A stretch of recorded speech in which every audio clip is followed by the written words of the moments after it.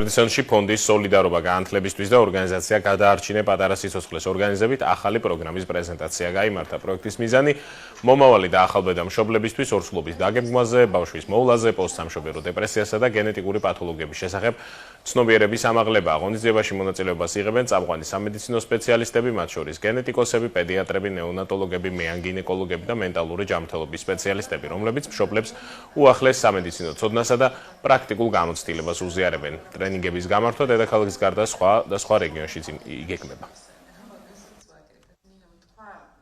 მიუხედავად იმისა, რომ დღეს ვიცით ყველა, რომ ცხოვრობთ ინტერნეტის სამყაროში, მაინც გარკვეულ საკითხებზე ცნობიერება არის ძალიან დაბალი და ვცდილობთ, რომ ცნობიერება ავამაღლოთ მომავალ და უკვე არსებულ მშობლებში და ეს მოიცავს მთელს საქართველოს.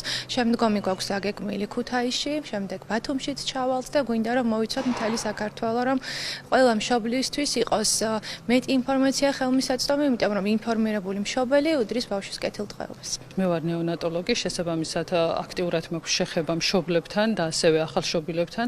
ჩვენ ყველა ვინც ვართ ორგანიზატორი და მოხსენებლები ვართ კლინიცისტი, ექიმები, ანუ მუშაობთ კლინიკებში და ყველა ის ნიუანსი და ყველა ის შეკითხვა ვიცით, რაც არის პრობლემატური განსაკუთრებით ჩვენს ქვეყანაში. მიზანი არის ის, რომ ამაღლდეს ცნობიერება ყველა მშობელში, არა მარტო დედებში, ასევე მეუღლებში და მამებში, რომ ეს პროცესი ჩასახვიდან ბავშვის დაბადებამდე, შემდგომ ზრდა განვითარებამდე მიმდინარეობდეს სწორად. ეს პროექტი მშობელთა სკოლა საგანმანათლებლო ინიციატივა არის ჩვენი გუნდის. ძირითადად საზოგადოების ცნობიერების ამაღლებას ემსახურება.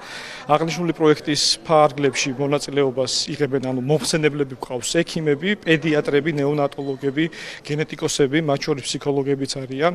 ასევე საზოგადოებრივი ჯანდაცვის სფეროს წარმომადგენლები არიან. ჩვენი გუნდის მიზანი არის, რომ ხარისხიანი ინფორმაცია ხელმისაწვდომი იყოს ყველა ოჯახისთვის. საქართველოს ხელოვნების სასახლე კულტურის ისტორიის მუზეუმი